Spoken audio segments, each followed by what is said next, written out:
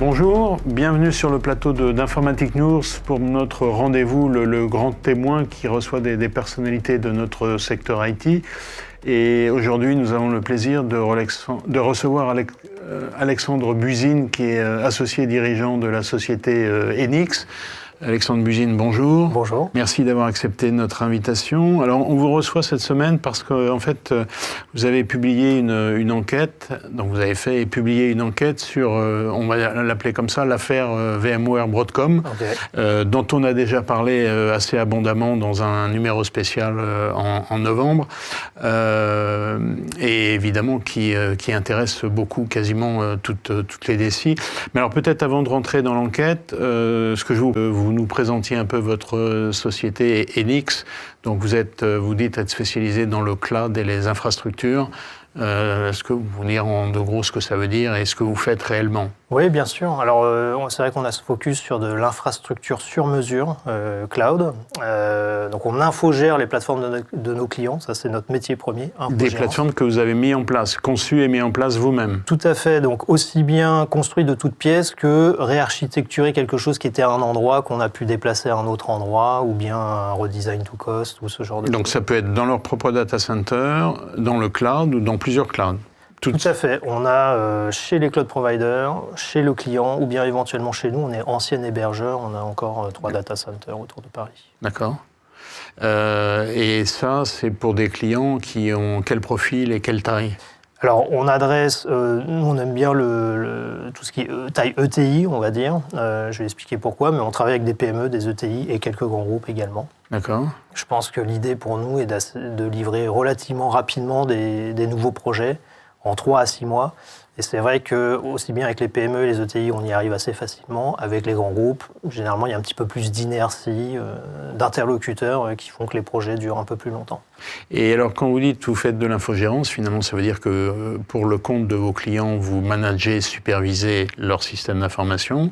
Et pour le faire, vous avez quoi ? Vous avez une sorte de console de supervision pour chaque client. Alors, je suppose que vous avez une console... Pas pour chaque client, mais avec une console, vous êtes capable de superviser tous les SI de tous vos clients. Alors oui, c'est un peu particulier. Il y a des enjeux de sécurité évidents, bien évidemment. Je pense qu'on peut séparer ça en 2 parties. Une partie qui est contrôle d'accès, arriver à accéder aux plateformes clients. On utilise des outils Zero Trust. On pourrait en parler plus en détail, mais je pense que ce n'est pas le but aujourd'hui.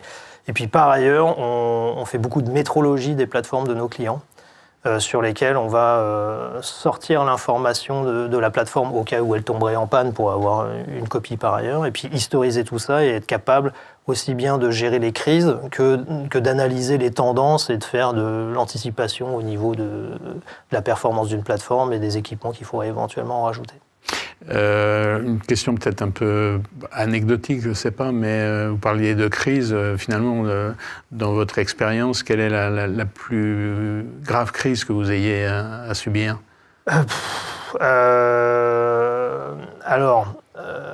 Ces derniers temps, je vais à moitié répondre à la question. Ces derniers temps, il y a eu une petite problématique autour de CrowdStrike qui a impacté pas mal de monde. On en a beaucoup parlé. Oui. Bon, nous, on n'a pas été vraiment impacté par ça parce qu'on est sur des technologies plutôt Linux, open source. Et par contre, on a en l'occurrence des clusters de virtualisation sur lesquels il a fallu gérer les machines clientes, les machines virtuelles qui, elles, étaient impactées par cette affaire-là.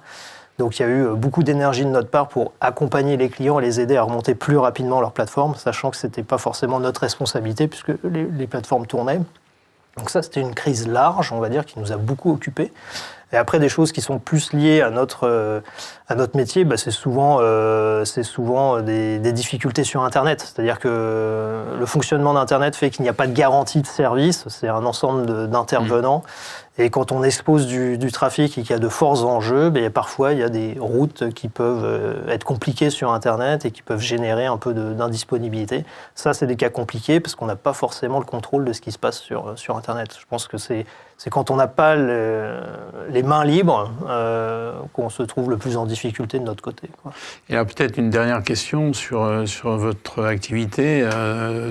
Est-ce que avec le portefeuille de clients que vous avez, vous pouvez réutiliser l'expérience d'un client pour les autres, tout en gardant évidemment des règles de confidentialité qui sont est imposé par les contrats que vous signez. Alors, je confirme, on a un périmètre de retour d'expérience et de construction de savoir-faire en interne qui est assez important. Puis c'est doublé par le fait qu'on n'a que des seniors chez nous, des ingénieurs qui ont 10 à 15 ans d'expérience, donc qui ont accumulé eux aussi dans leur carrière un certain savoir-faire.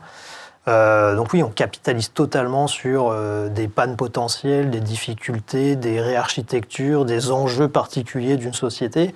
Et tout ceci, si j'ose dire, on met un beau nœud papillon pour proposer nos services derrière à un nouveau client.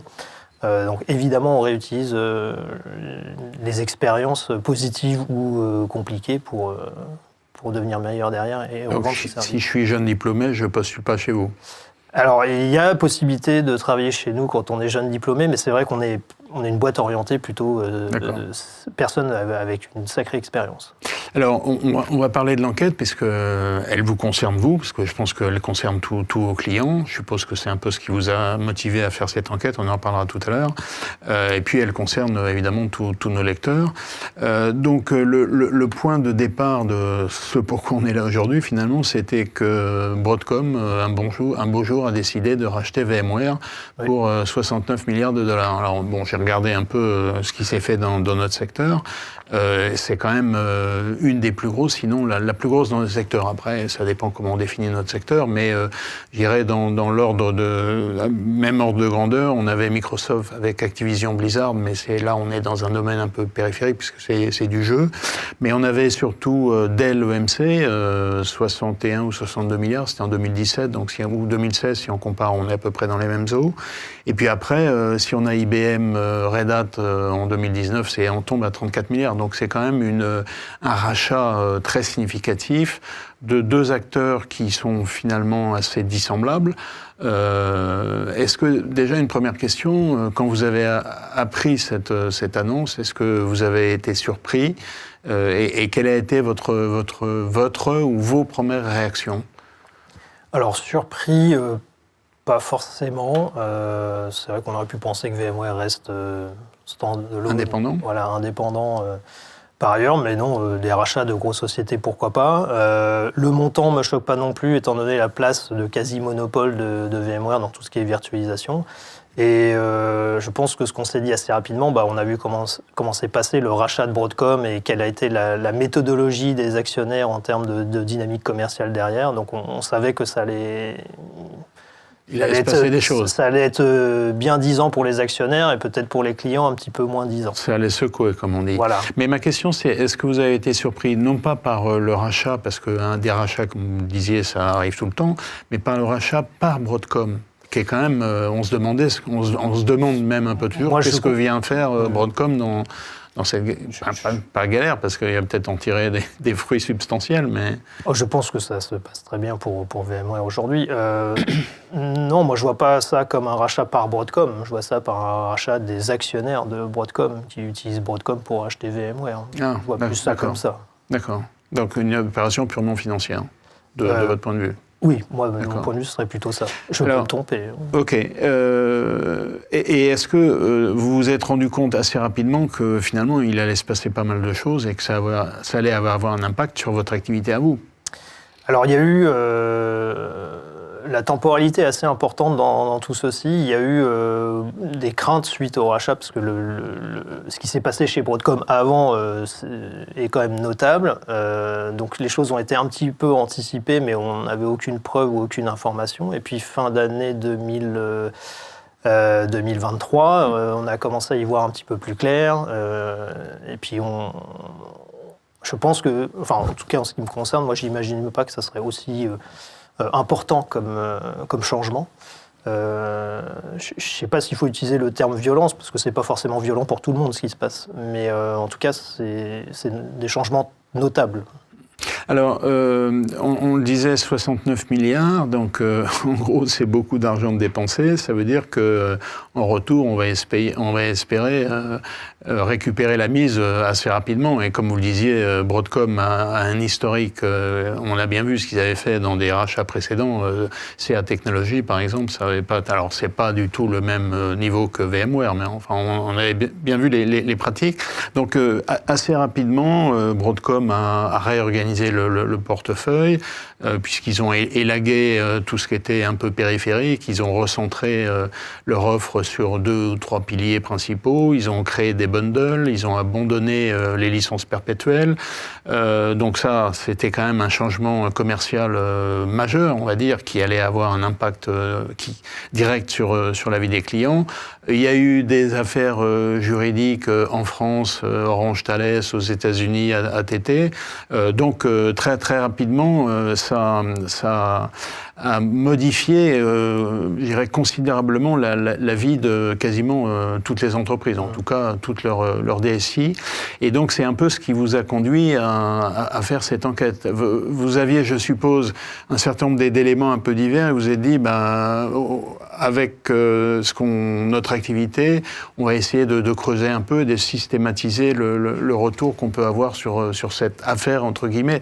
Est-ce que c'est ça ce qui vous a motivé à faire l'enquête? Alors, ce qui nous a motivés, c'est...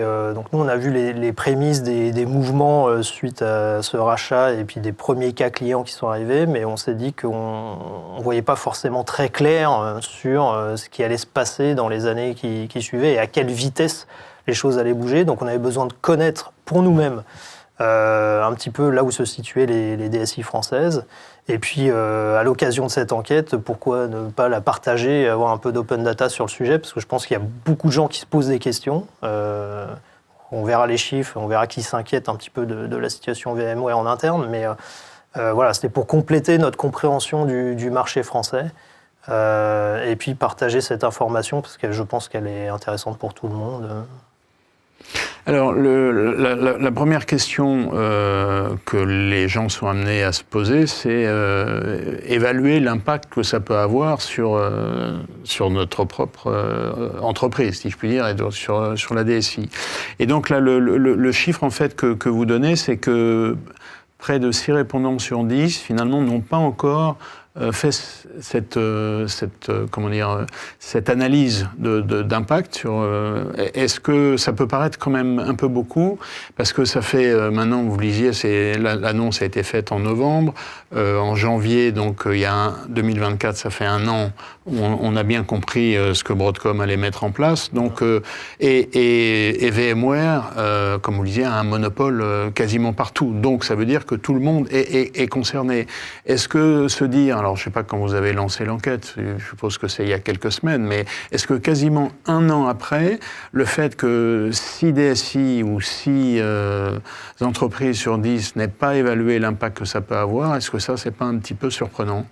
Alors oui, en termes de temporalité, donc annonce en décembre 2023 au niveau un peu plus clair. Nous, on commence à avoir les premiers cas clients. L'enquête, elle dure de juillet à octobre 2024. D'accord, ok, donc...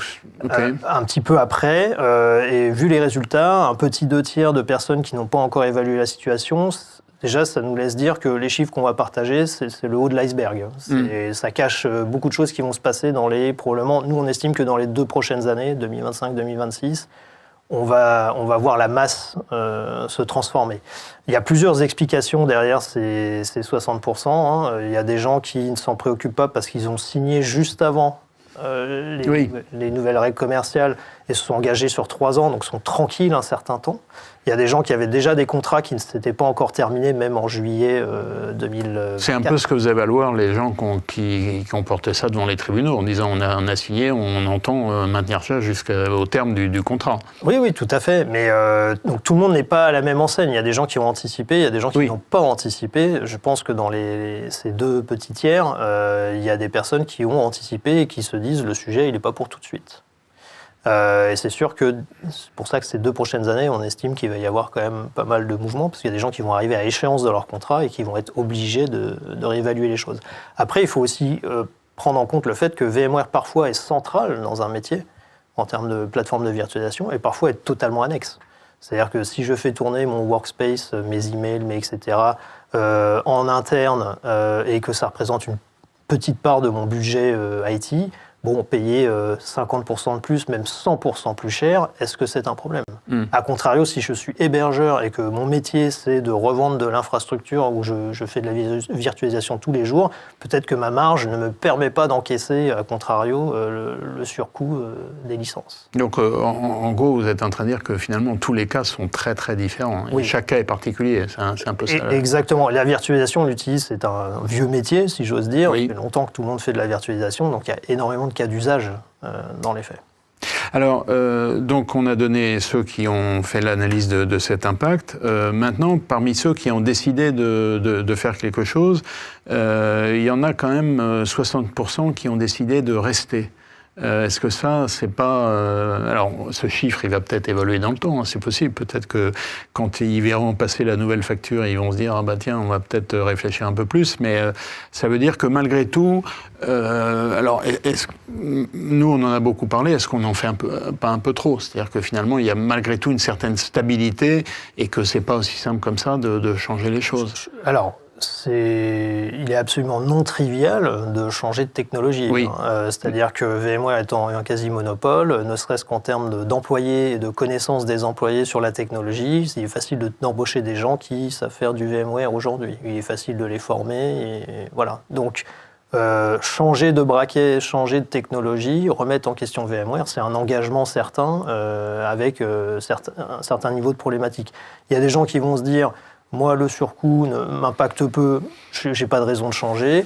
Le surcoût est encaissable par rapport à la difficulté de remettre en question la technologie, donc je l'encaisse, je reste. Et puis il y en a qui ont réussi à négocier probablement des choses qui sont en ligne avec leur business.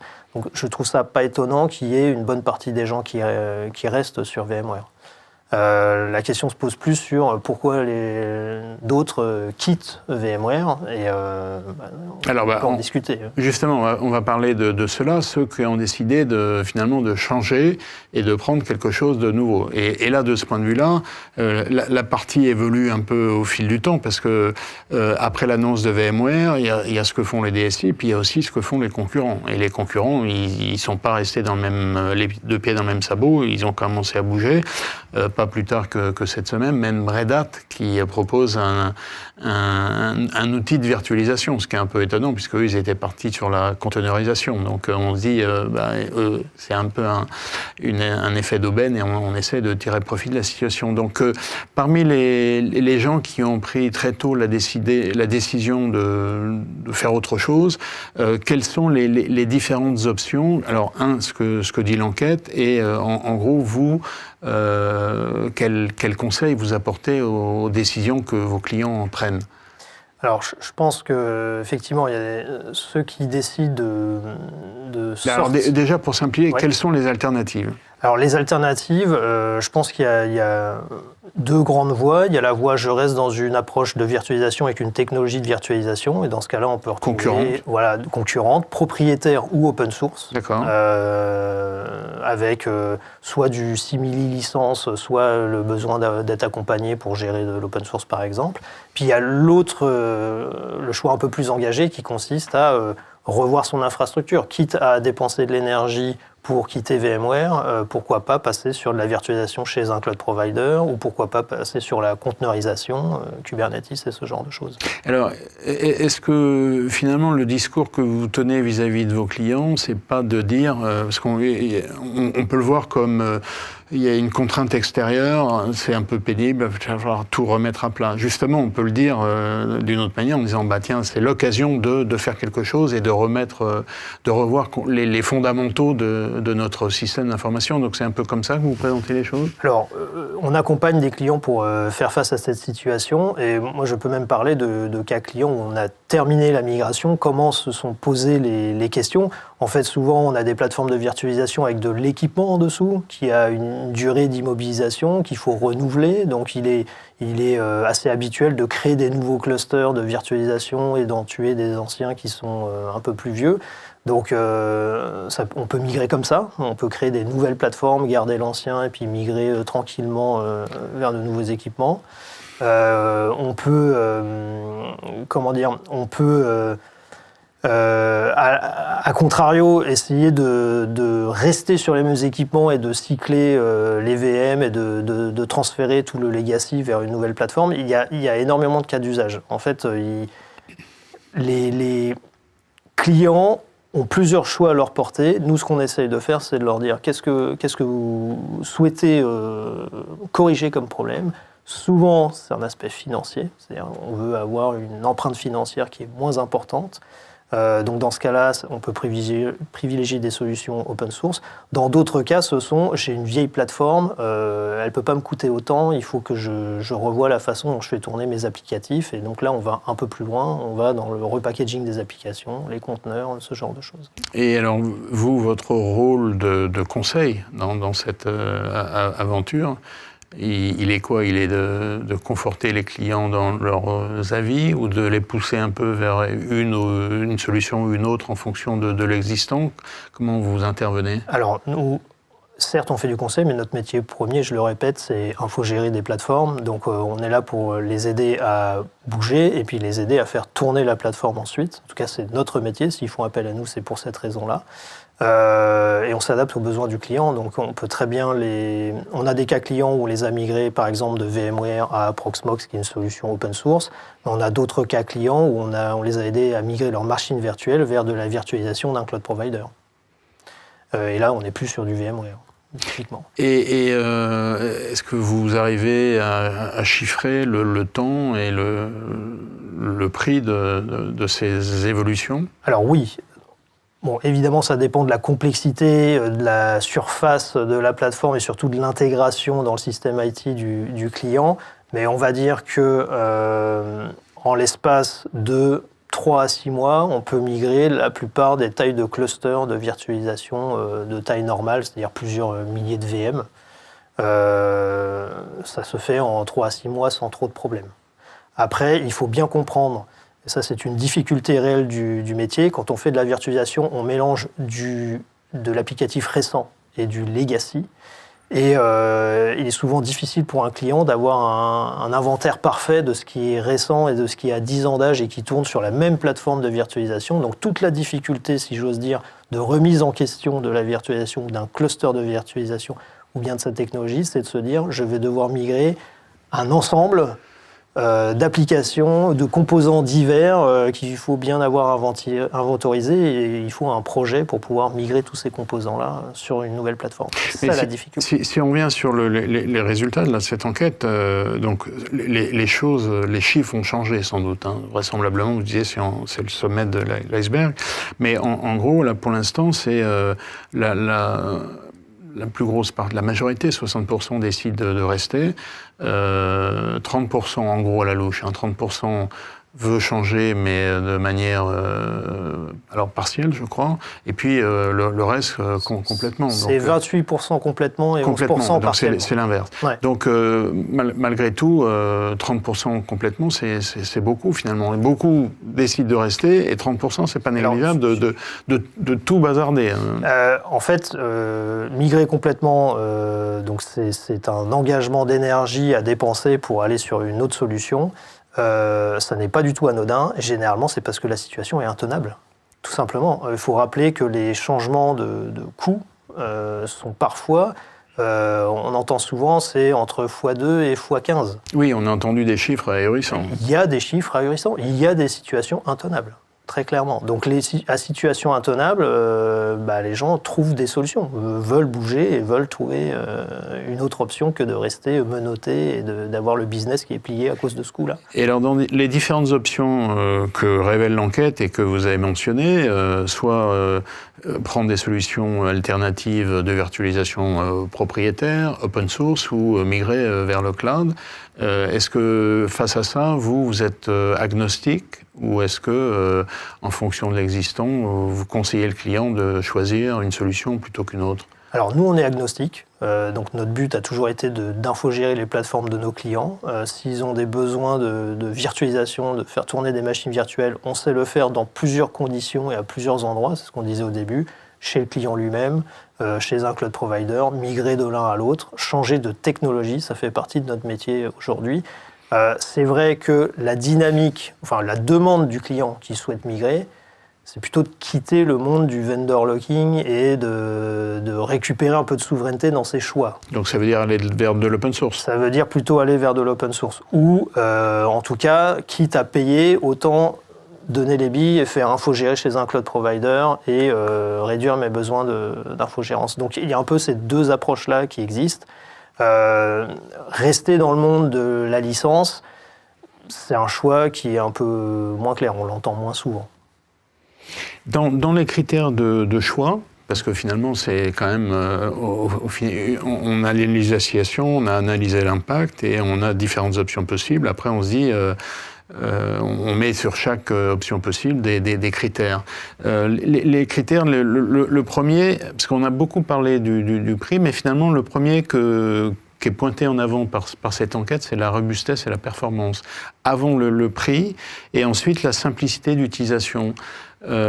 Finalement, ces différents critères, est-ce qu'ils sont liés au profil de l'entreprise? Est-ce qu'ils sont liés à comment est organisée la DSI? On a parfois des DSI qui sont très techniques et donc qui peuvent appréhender des solutions compliquées, d'autres des DSI beaucoup plus légères et qui préfèrent déléguer. Donc, comment ça s'organise, ces critères de choix, en fonction des entreprises que vous voyez? Alors déjà, pour donner un petit peu de retour d'expérience, sur la première inquiétude que sont la robustesse et la performance, comme je le disais tout à l'heure, la virtualisation, c'est un vieux métier. Quelle que soit l'option, il y a de la robustesse et de la performance. Même du Proxmox, par exemple? Absolument. Oui. Il y a des non, parce que c'est une solution, il y a 2 ans, je pense qu'il y a plein de vos clients qui ne savaient même pas ce que c'était. Alors, oui, vous avez tout à fait raison, puisqu'il y a moins de marketing autour de technologies open source par définition. Oui. Nous, on en fait tourner depuis plus de 10 ans. On a des clients qui sont connus sur la place publique, qui utilisent du Proxmox et qui d'ailleurs ne sont même pas au courant du rachat par Broadcom de VMware et n'ont aucune idée des impacts budgétaires que ça peut donner, parce qu'eux, il n'y a pas d'impact. Donc, je le redis, en termes de performance et de robustesse, on est dans de la maturité, quelle que soit la solution. La virtualisation, c'est vieux comme... Voilà. Même on parle de la virtualisation au début des années 2000 avec VMware, mais on savait que 30 ans plus tôt, ça existait dans les mainframes, donc c'est pas nouveau. Voilà, donc ça, c'est totalement maîtrisé. Le prix, c'est une structure qui est très différente. Soit on paye de la licence chez un vendor, soit on veut utiliser des solutions open source, mais généralement, on dépense quand même pour avoir du support à côté ou de l'accompagnement, pour avoir le même niveau de certitude et de maîtrise de la plateforme. Aller chez les cloud providers, c'est encore un petit peu différent. Et puis pour tout ce qui est de simplicité d'utilisation, et puis de simplicité aussi opérationnelle, donc je reparle du support dans cette case-là. Aujourd'hui, payer une licence et avoir un support d'un vendor, je pense que les clients savent ce que ça vaut, donc ça marche bien, et puis on n'a pas forcément des choses qui sont, complètement sur mesure. Et à contrario, sur de l'open source, ce qui est moins clair et moins connu, c'est de savoir qu'il y a des entreprises qui aident à infogérer ça. Alors c'est notre cas, c'est le cas d'autres entreprises également à côté. Mais alors finalement, les 2 premiers critères, robustesse, performance, tout le monde est concerné. Oui. Le prix, ça c'est clair, tout le monde est concerné aussi, mais il a un impact différent en fonction de ce que vous avez dit. Après, simplicité d'utilisation, finalement, c'est plutôt vous que ça concerne, parce que c'est vous qui infogérez. Vos clients, ils voient ça de très très loin. Oui, je reviens... Donc vous êtes là, pour le coup, vous êtes un petit peu, pas jugé parti, mais vous auriez plutôt tendance à pousser vers des solutions qui ne soient pas trop complexes.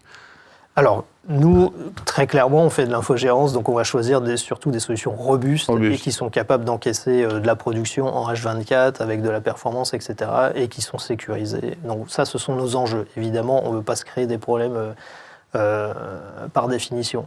Et j'ai perdu le fil de la question.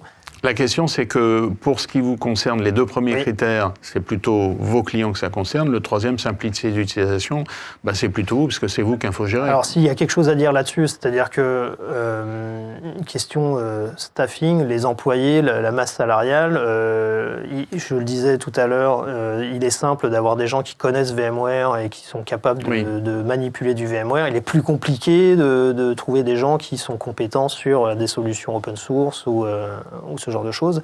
Donc là-dessus, je pense que le questionnement de simplicité des clients, c'est se dire, je pars d'un monde connu et je vais vers un monde que je connais moins. C'est plutôt ça. Est-ce que je fais le bon choix? Est-ce que c'est robuste? Est-ce que le prix est bon? Et est-ce que c'est utilisable simplement? Est-ce qu'opérationnellement, ça marche? Donc, il y a un enjeu émotionnel là. Nous, on est retour d'expérience, comme je le disais, plus de 10 ans sur du Proxmox ou du cloud provider. Il n'y a pas de sujet, ça fonctionne très bien, quoi. Donc... Et pour les gens qui choisissent une solution cloud provider, oui. Est-ce que la plupart ont déjà tâté un peu, entre guillemets, du cloud, ou est-ce qu'il y en a pour lesquels c'est complètement nouveau? Et à ce moment-là, quelles questions ils se posent? Ils se disent, juste, vous parliez de vendor lock-in en bon français, est-ce qu'ils n'ont pas un peu ce sentiment de se dire, on s'engage, et puis parce que même si les cloud providers parlent beaucoup de réversibilité, on sait qu'on s'engage là-dedans, et on sait qu'après, peut-être pour sortir, ça ne va pas être simple. Alors, souvent, les gens qui font de la virtualisation on-prem, il y a une grande partie, un grand pourcentage de ces entreprises-là qui ne connaissent pas forcément le cloud. C'est des plateformes, comme je disais, qui sont robustes, qui tournent depuis longtemps. Il n'y avait pas forcément de raison, quand on a ses propres data centers, d'aller sur le cloud. Donc, en gros, c'est la vieille règle de l'informatique, tant que ça tourne, on ne touche pas. Tout à fait. Pourquoi changer quelque chose qui fonctionne? Pour moderniser. Les fournisseurs, ils sont là pour pousser et dire... Alors, non, il faut qu'il y ait un Pas réel vous, gain. mais les gens qui fournissent des briques technologiques, ils disent profiter des avancées technologiques. Alors oui, c'est vrai. Puis on le retrouve dans les bundles de VMware où il y a beaucoup de technologies ajoutées qui intéressent pas forcément. Dont on utilise 5%. Voilà, dont on n'a pas forcément l'utilité. Donc, il y a pas mal d'entités qui vont avoir de la virtualisation et qui ne connaissent pas forcément le cloud. Immigrer, ça veut dire découvrir un nouveau monde, reformer des gens en interne pour pouvoir le faire, ou faire appel à des entreprises pour infogérer ces plateformes-là. En tout cas, ça n'est pas trivial. Il va falloir changer socialement ce qui se passe à l'intérieur de la société si on fait ce genre de choix. Donc, je pense que c'est très engagé, quoi. Alors, peut-être pour conclure, on a quand même donné quelques grands chiffres qui donnent des orientations. On a dit aussi que l'enquête, vous l'avez menée à partir de 2 juillet, donc c'est, on va dire, un gros 6 mois après les grands bouleversements. C'est une affaire qui va se poursuivre pour les 2, 3, 4, 5 années à suivre, parce que nous, journalistes, on voit passer une annonce et on a l'impression que c'est fini. En fait, c'est le début de l'aventure. Mais par rapport à cet événement-là, finalement, vous, en tant qu'infogéreur et en tant que société de conseil, quel conseil vous donneriez aux clients aux 60% là, qui n'ont pas encore évalué l'impact que ça pourrait avoir sur leur fonctionnement? Est-ce que, au vu de cette enquête, vous allez les voir, ou vous iriez les voir pour leur donner quelques conseils sur ce qu'il faut faire? Le conseil que je donnerais, c'est de sortir par le haut de cette histoire. Donc, soit le surcoût est acceptable et fait sens, et il n'y a pas de raison de sortir de VMware. On voit qu'il y a quand même 40% des cas où il y a une volonté de changer. Cette volonté de changer, plutôt que de faire exactement la même chose et de retomber dans les mêmes pièges, autant en profiter pour la même énergie dépensée à faire mieux qu'avant, à se préparer au futur, à trouver une technologie qui permette de regagner de la souveraineté financière. Voilà, autant sortir par le haut de cette histoire. Est-ce que vous pensez, cela dit, sortir par le bas, c'est pas une formule... Non, bien sûr, mais beaucoup de gens vont voir ça comme de la douleur. On commence par de la douleur. Impact financier, budget intenable. Donc on part sur de la douleur et on pourrait tenter de faire du défensif.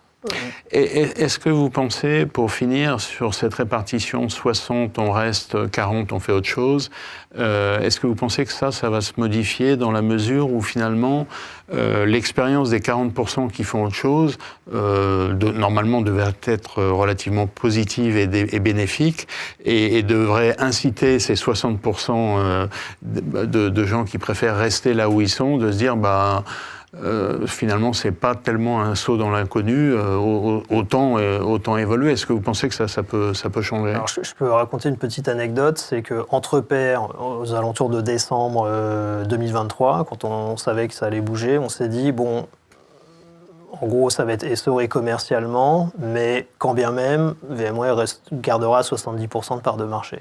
C'est ce qu'on pensait.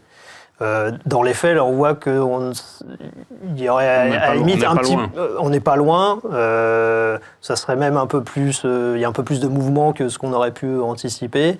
Il est très clair qu'il y a un manque de sérénité auprès des DSI pour savoir quoi faire, quelles sont les alternatives. Et il est très clair aussi que les premières expériences vont être de plus en plus publiques, que les deals en cours avec VMware vont se terminer, les négociations vont se terminer, que les gens vont y voir plus clair, ils vont avoir le temps de se décider et de prendre, de faire des choix de changement de technologie. Aujourd'hui, c'est compliqué. Il y a beaucoup de pression de gens qui découvrent le problème, qui n'ont pas anticipé le souci. Ça a été rapide, hein, ce changement entre les annonces de rachat et les changements commerciaux. On a rarement vu des changements aussi rapides. Voilà, donc il y a beaucoup de gens qui ont été décontenancés. En 2024, les gens ont juste signé pour continuer à avancer et garder et avoir une continuité opérationnelle.